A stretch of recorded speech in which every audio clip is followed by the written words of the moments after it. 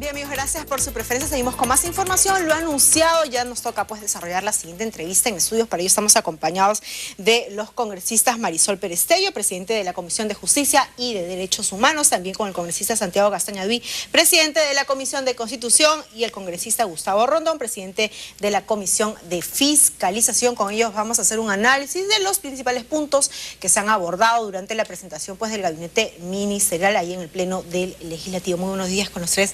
Gracias por acompañarnos. Y en principio quisiera saber cuáles son, ¿no?, de repente los puntos que ustedes podrían de alguna manera sacar en importancia en relación a lo dicho hace algunos días en el Congreso. Congresista. Bueno, yo creo que hay tres aspectos que a mí me parecen fundamentales. Primero, en lo positivo, yo creo que hay claridad de que hay que trabajar de manera focalizada, es decir, con objetivos concretos, y que es claro que necesitamos seguridad.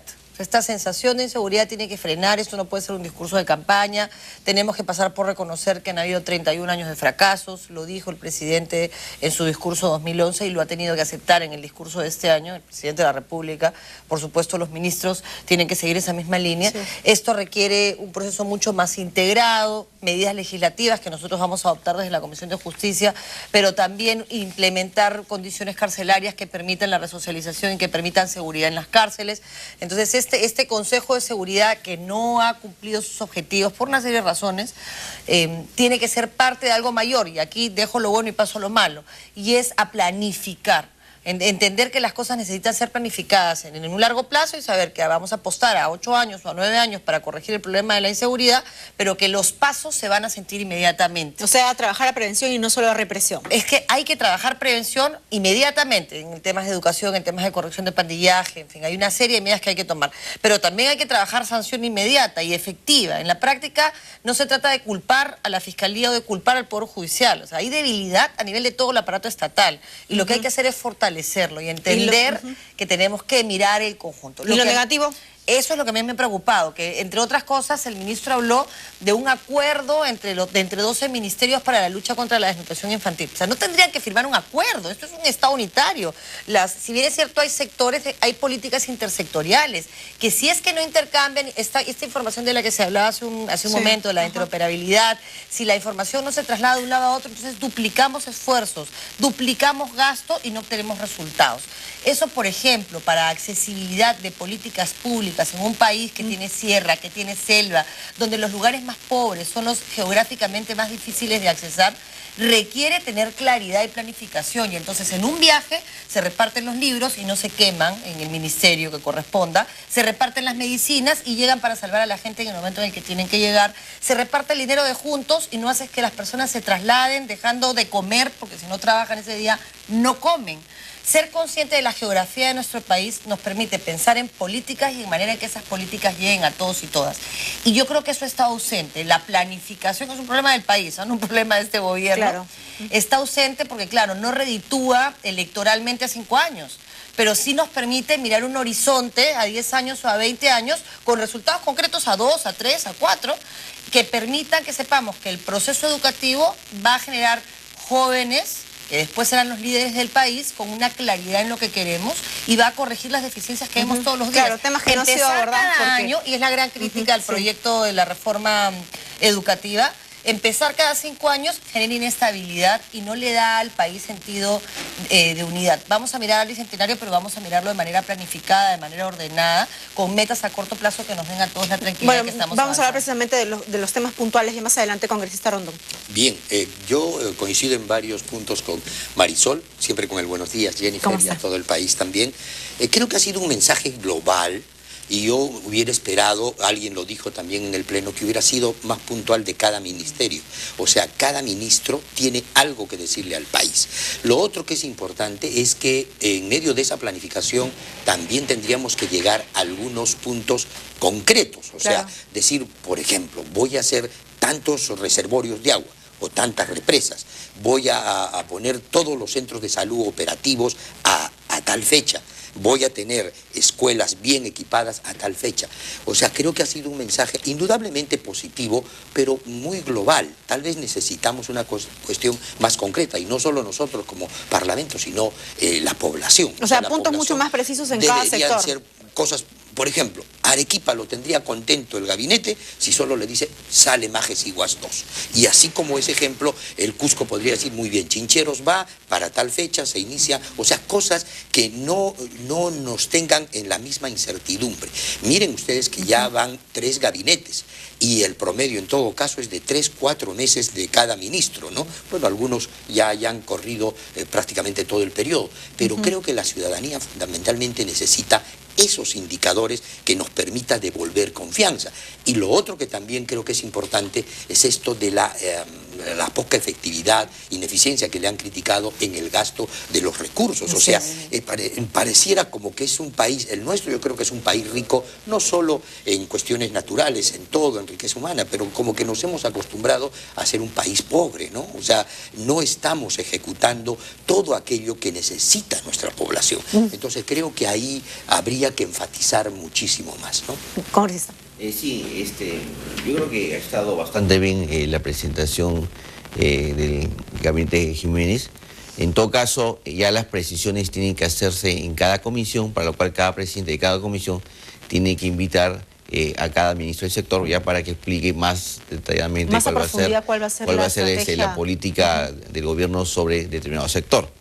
Ahora, sobre el tema del déficit fiscal, es normal, es por razones estacionales. Nosotros ha presentado en este año, ya se había presentado en otros años, pero al final siempre se termina con un déficit de 1.8, ¿no? Entonces estamos dentro de los estándares normales que se maneja este país. Yo creo que lo más importante del mensaje es el tema de seguridad ciudadana, y acá coincido con los dos, porque es un problema que reclama la población. Y eso pasa por fortalecer las instituciones, Policía Nacional, Ministerio de Defensa, el sector de defensa, las Fuerzas Armadas. Dentro de eso también está el tema remunerativo, el tema de las pensiones. Luego está también el tema de la reforma magisterial, que yo no lo veo como un cambio 180 grados con respecto a la ley de la carrera pública magisterial, todo lo contrario, trata de mejorarla. Está el concepto de la meritocracia. Por ejemplo, se amplía los niveles de carrera, antes eran 5 con la ley de la carrera pública, con el proyecto se eleva a 8, con lo cual, digamos, el horizonte de tiempo de carrera de un profesor se amplía de a 20 a 30 años, las remuneraciones se van a ver incrementadas, con la ley de la carrera pública, al término del 5º nivel, solo van a poder conseguir duplicar sus remuneraciones, con este proyecto se duplica más un 60%, los maestros pueden realizar otras funciones como es capacitación, tema de gestión, tema de innovación tecnológica. También tenemos el tema de las evaluaciones. Con la carrera pública se presta mucha atención solo lo que es conocimientos realizados a través de un examen escrito. Acá se trata no solo medir los conocimientos en la especialidad, sino también los conocimientos pedagógicos, la evaluación en aula, porque al final lo más importante es que los niños y las niñas salgan aprendiendo. Entonces la evaluación en aula es importante. También el tema de la profesionalización del maestro, yo creo que este es importantísimo porque eso nos va a garantizar un desarrollo sostenible. Y es la base de la competitividad de todo país, el tema de la educación. Queremos una educación de calidad. Y el otro punto importante para mí es el tema de la modernización de la gestión en el aparato del Estado, para la cual se ha propuesto una nueva ley de la carrera del servicio civil, con lo cual se van a generar los incentivos, la meritocracia para que nuestra burocracia sea una burocracia profesionalizada y sobre todo que esté adecuadamente remunerada, ¿no? Claro, son básicamente los principales puntos, ¿no?, que se han abordado y que se fueron centrados en estos 10 ejes centrales como una nueva estrategia del gobierno. Pero hay algo en la cual también señaló el ministro Jiménez y que fue resaltado por muchos medios de comunicación, que fue la invocación a este tema de construir, solidificar esta nueva forma de hacer gobierno con una nueva ética política. ¿Cómo es que ustedes desde el Congreso van a sumar a esto? Porque al final, si es que hay una nueva ética política, va a poder incluso lograrse, ¿no?, los estrategias, los esfuerzos que se están trazando en esos 10 puntos, congresista. Bien, a ver, yo podría opinar que sí, o sea, lo habíamos pedido también en esta presentación del gabinete, o sea, que se dejen ayudar. Y yo creo que como nunca hay una magnífica oportunidad en el Congreso, yo veo una oposición muy seria, muy responsable. Y si es así, indudablemente que hay aspectos para sumar, ¿no es cierto? O sea, no es como en otros parlamentos uno mira que a esto dices no, a esto dices no.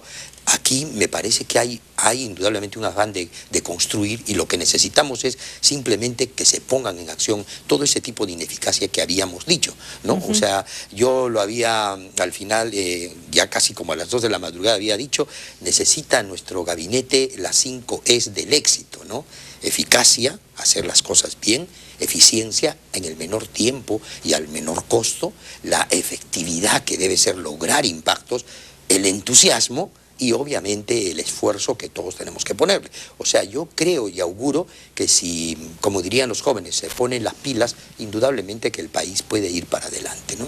Y en ese sentido, congresista Pérez Tello, ¿qué hacemos cuando, ¿no?, bien lo señalaba con este rondón, ¿no?, este tema de la oposición constructiva, que incluso se llamó en un momento, vemos de que no solamente no es que no surge dentro del Pleno del Congreso, sino que salta a otras esferas, ¿no? Lo vemos incluso en posiciones radicales, como de repente en Cajamarca, que al parecer nos indican de que no se está empujando todo por el mismo sentido, ¿no?, para conseguir el bien de la sociedad, del común. A ver, eso es interesante, yo lo quiero marcar en 2 aspectos. Primero, en una oposición al interior del Congreso, y luego en las oposiciones naturales en regiones, que con una visión más o menos centralista, o de apoyo al gobierno central.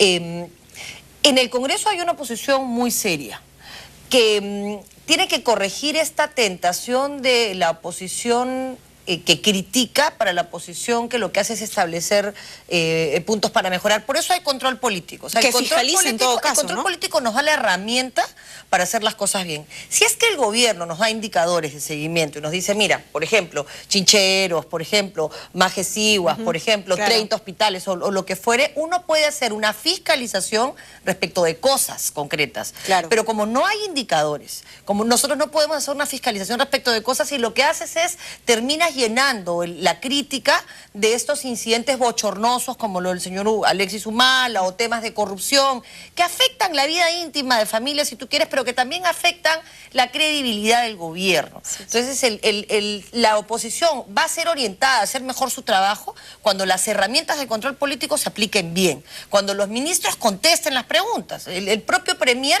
del 100% de preguntas que yo le envié siendo ministro de Justicia, solamente me contestó el 20%. Entonces, si no me das las herramientas que me franquean la Constitución y la ley, la oposición se termina convirtiendo en este juego vergonzoso en el Congreso: yo te insulto y yo te respondo, como si el país tuviera tiempo para ver cómo nos peleamos. O sea, eso es un primer tema que hay que corregir, y hay que corregir no con discursos, hay que corregir con actuación. Nosotros tenemos una excelente relación personal, que no significa que yo no pueda discrepar amigablemente y buscar puntos de consenso, porque hay que focalizarnos en aquello que nos une, no en aquello que nos divide. Y lo que nos une es la necesidad de un país seguro, de un país unido, donde el trabajo dignifique al hombre y a partir del trabajo se genere una verdadera inclusión social y no del asistencialismo. Pero que seamos conscientes que muchos peruanos y peruanas necesitan ese apoyo inicial para salir adelante. Este famoso, no me regales pescado, enséñame a pescar, pero mira, dame de comer un poco, me estoy muriendo de hambre. Entonces, hay que combinarlo. Y posiciones radicales son las que son inaceptables. Porque yo puedo pensar completamente distinto y tener un proyecto completamente distinto. Son simplemente caminos diferentes para llegar al mismo lugar. Si todos queremos llegar a Piura, si todos queremos un país próspero, bueno, podemos tener rutas, pues uno se va en combi, otro se va en avión. Claro, si tú te vas para Chincha, no vas a llegar nunca a Piura, ¿no? El problema es que estas posiciones contrarias lo que hacen es hacer retroceder al país, porque generan violencia, porque generan muerte, porque no construyen, y es lo que no podemos hacer. Pero lo malo es que lamentablemente estas posiciones radicales son motivadas por intereses muy particulares, ¿no? Intereses electoreros, ¿no? Mezquinos de políticos que no son capaces de construir con esperanza. Y lo hacen a partir de toda la frustración que todos y todas tenemos. Y aprovechándose muchas veces de justas demandas, ¿no? De la ingenuidad, de la ignorancia de la gente, hay que decirlo así, lamentablemente. Sí, o sea, aprovecha mucho eso. Y yo creo, coincido con Marisol, tenemos que ponernos algunos objetivos claros, ¿no? Que creo que también eso contribuye a la unidad que estamos reclamando. Por ejemplo, yo quiero felicitar, yo ahora estoy en la Comisión de Fiscalización, la reacción que ha tenido el Ejecutivo, que ha tenido la bancada, ¿no es cierto?, en estos... tenemos que trabajar contra la corrupción. Yo no creo que haya en el Congreso un solo ser humano que quiera apañalar, tapar la corrupción. Entonces, ahí, por ejemplo, la comisión nuestra debe trabajar en equipo.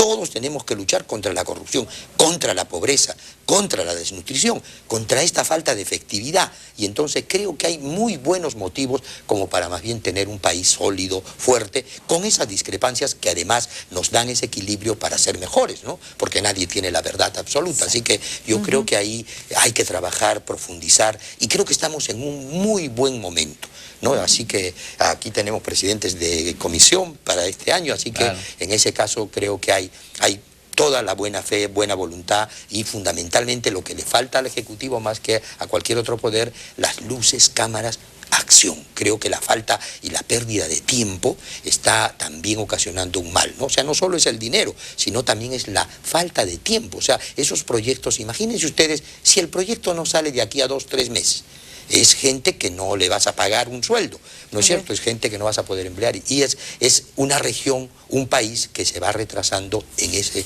crecimiento, ¿no? No, y el Congreso simplemente termina como una caja de resonancia de hechos coyunturales que están ocurriendo, pues, ¿no? Y de rebote. Lo que pasa es que también nos ponen, digamos, ¿la agenda? Los medios nos ponen la agenda, ¿no? O sea, pero ustedes se pasa, digamos, lo coyuntural siempre como que está, digamos, dentro de los primeros puntos, ¿no? Pero hay este tema más de fondo, ¿no? Ahora